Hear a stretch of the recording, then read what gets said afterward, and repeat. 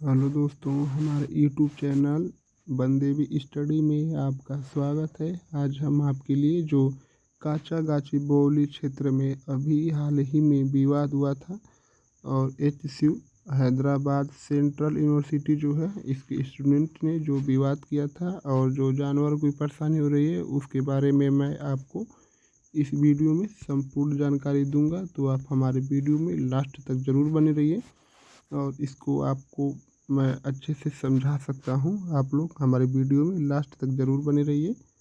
तो चलिए स्टार्ट करते हैं। जो हैदराबाद में काचा गाचीबौली 400 एकड़ की भूमि है उसको लेकर अभी हाल ही में विवाद उभरा है। यूनिवर्सिटी ऑफ हैदरा जो HCU है हैदराबाद सेंट्रल यूनिवर्सिटी के निकट लगभग है। तो इसे लेकर छात्रों में और सरकार के बीच अभी हाल ही में विवाद उत्पन्न हुआ है। तो यह जो है हमारा 2003 में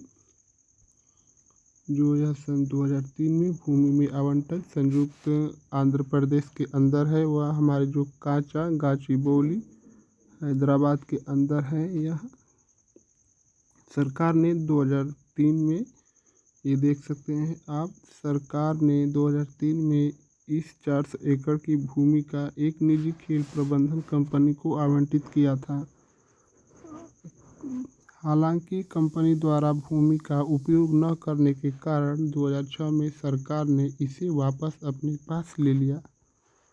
तो 2003 में सरकार ने यह जो काचा गाचीबौली जो जंगल है इसको 2003 में किसी खेल कंपनी को दिए थे। फिर उनसे वापस ले लिया सन 2006 में। इसको आप अच्छे से देख लीजिए। और जो वर्तमान जो विवाद चल रहा है वह तेलंगाना सरकार ने, यह जो वर्तमान विवाद चल रहा है यह तेलंगाना सरकार ने हाल ही में इस भूमि को औद्योगिक विकास के लिए जो IT है, इंफॉर्मेशन टेक्नोलॉजी IT पार्क और उद्योग क्षेत्र उसमें खोलेंगे के लिए प्रयोग का प्रस्ताव रखा है, जिससे छात्रों और जो सरकार है उसमें नाराजगी फैल गई। उनका दावा है कि क्षेत्र पर्यावरणविद दृष्टि से संवेदनशील है और इसे डिम्स फॉरेस्ट या अघोषित वन मतलब वह एक वन क्षेत्र नहीं है। सरकार वहाँ की यही कर रही है और वर्तमान में उसका पूरा उसमें लगभग 17,000 जो हमारे पेड़ हैं।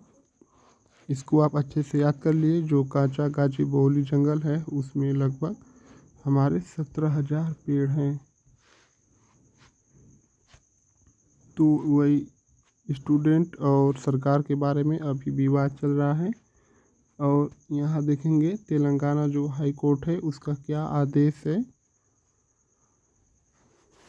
छात्रों और वाता फाउंडेशन नामक जो सरकार और NGO की याचिका पर सुनवाई करते हुए तेलंगाना उच्च न्यायालय ने 2 अप्रैल सन 2025 को इस भूमि पर सभी विकास कार्यों पर अंतरिम रोक लगा दी। अदालत ने सरकार से पूछा कि इस क्षेत्र में विकास कार्य की क्यों आवश्यकता है। और आप यह भी इसको अच्छे से देख लीजिए। यह आप सुप्रीम कोर्ट की हस्तक्षेप क्यों है। सुप्रीम कोर्ट ने भी इस मामले का स्वतः देखिए, जो सुप्रीम कोर्ट है दिल्ली में, वहाँ कोई स्टूडेंट गया नहीं है। वो उसने अपने मन से ही या स्वतः ही संज्ञान लेते हुए 4 अप्रैल 2025 को इस भूमि पर सभी गतिविधियों पर रोक लगा दी है और राज्य सरकार से स्पष्टीकरण मांगा है कि क्षेत्र में विकास कार्यों की आवश्यकता क्या है।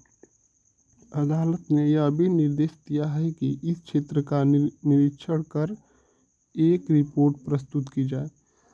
तो जो हमारे BR गवई जी हैं जस्टिस, ये जो जस्टिस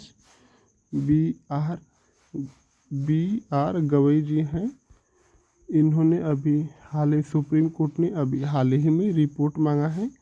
और यह जो जस्टिस BY गवई जी हैं इन्होंने उनसे अभी हाल ही में उससे रिपोर्ट मांगा है कि इसकी रिपोर्ट दो, नहीं तो। और यह चेतावनी भी दी है इन लोगों की कि इसमें, और देखिए जो तेलंगाना सरकार है वह सुप्रीम कोर्ट से भारत सरकार वन संरक्षण अधिनियम यह जो 1980 है, इसके तहत यह लिखा गया है संविधान में कि आप लोग किसी वन को काट रहे हैं तो उसके उस जो 400 एकड़ की ज़मीन है, इसमें जो 17,000 पेड़ हैं, आपको 17,000 पेड़ कहीं और लगाना होगा, और जो जानवर हैं उन लोग को भी शिफ्ट करना होगा।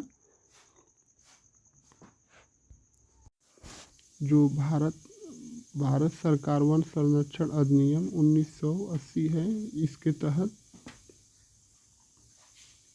इसके तहत किसी भी सरकार को जो कोई भी वन को काट रहा है तो उसके स्थान पर उतना ही पेड़ पौधे और ज़मीन वन विभाग को दे देगा। उसके बाद किसी वन जो जंगल है उसको काट सकता है। और यह जो तेलंगाना सरकार है, केंद्र सरकार से कुछ रिपोर्ट वगैरह नहीं मांगी है, तो इसलिए जो हमारे बी आर गवई हैं, जस्टिस बी आर गवई, इन्होंने से कहा है कि कुछ भी नहीं हुआ है, तो आप लोगों को तेलंगाना जो सरकार है रेवंत रेड्डी, उनको जेल भी हो सकती है। उन्होंने चेतावनी जारी की है अभी, और उसके लिए एक रिपोर्ट भी मांगा है। तो चलिए इससे हम आगे बढ़ते हैं, और आप यह भी मतलब जान जाइए कि 4 अप्रैल 2025 को इस पर पूरी तरह से सुप्रीम कोर्ट ने रोक लगा दी है। और जो मंत्री का यह देख सकते हैं जो सरकारी प्रतिक्रिया क्या है। मंत्री समूह का गठन। तेलंगाना के मुख्यमंत्री रेवंत रेड्डी ने 3 अप्रैल 2025 को एक मंत्री समूह का गठन किया, जिसमें उप मुख्यमंत्री मल्लू भट्टी विक्रमार्काइसी और आईटी मंत्री जो आईटी इंफॉर्मेशन टेक्नोलॉजी मंत्री हैं डी श्रीधर बाबू और राजस्व मंत्री पोगुलेंटी श्रीनिवास रेड्डी शामिल हैं। इस समूह का उद्देश्य छात्र, विश्वविद्यालय प्रशासन, नागरिक समाज समूह और अन्य हितधारकों के साथ बातचीत करने का समाधान निकालना है। तो चलिए और इसके हम आगे देखते हैं। और यह जो BRS पार्टी का विरोध, भारतीय राष्ट्र समिति, यह जो BRS है, BRS हस्तक्षेप क्यों करती है और क्यों की है। भारतीय राष्ट्र समिति के कार्यकारी अध्यक्ष KT रामाराव ने कांग्रेस सरकार की आलोचना करते हुए कहा है कि यदि उनकी पार्टी सत्ता में आती है तो वे इस भूमि को पुनः प्राप्त कर तेलंगाना का सबसे बड़ा IT पार्क बना देंगे। IT मतलब इंफॉर्मेशन टेक्नोलॉजी के लिए, उसको बनाने के लिए वह ज़मीन दी गई है। और जो तेलंगाना सरकार है वह कह रही है कि इस पर कोई वन नहीं है और उन लोग को केवल औद्योगिक विकास करने के लिए देख रहे हैं। जो हमारा जंगल है, काचा गाची बोली है, जो उसको जंगल मान ही नहीं रहे हैं तेलंगाना सरकार, और उसको कह रहे हैं कि नहीं यह तो औद्योगिक क्षेत्र है। तो आप लोग को, मुझे उम्मीद है आप लोग को पूरी जानकारी मिल गई होगी। और तेलंगाना सरकार को 17,000 पेड़ नज़र नहीं आ रहे हैं। तो जो हमारा मतलब अधिक से अधिक जानकारी, अगर आपको हमारी वीडियो समझ में नहीं आया है तो इसको आप अच्छे से पढ़ सकते हैं, देख भी सकते हैं यह। और काचा गाची बोली विवाद, भूमि विवाद में विभिन्न पक्षों के मतभेद और पर्यावरणीय चिंताएं प्रमुख हैं। न्यायालयों के हस्तक्षेप और सरकारी प्रयासों के बावजूद इस विवाद का समाधान, जो अभी विवाद है, यह पूरी तरह से समाप्त नहीं हुआ है। तो यह जो है हमारा यह विवाद पूरी तरह से अभी लंबित है। लंबित का मतलब अभी चल रहा है, इस पर कोई फैसला अभी सुनाई नहीं गई है। अगर आप हमारे चैनल पर पहली बार आए हैं तो हमारे चैनल को सब्सक्राइब कर लीजिए। वीडियो अच्छी लगे तो एक लाइक ज़रूर कर दीजिए। और आप लोग का बहुत बहुत धन्यवाद दोस्तों। अगर कोई भी प्रश्न आपको पूछना है तो आप हमको कमेंट करके पूछ सकते हैं, या किसी स्पेशल वीडियो पर आपको कुछ चाहिए तो आप हमको कमेंट कर दीजिए, मैं उस पर आपको एक स्पेशल क्लास ज़रूर लेकर आऊँगा। तो आप लोग का बहुत बहुत धन्यवाद दोस्तों।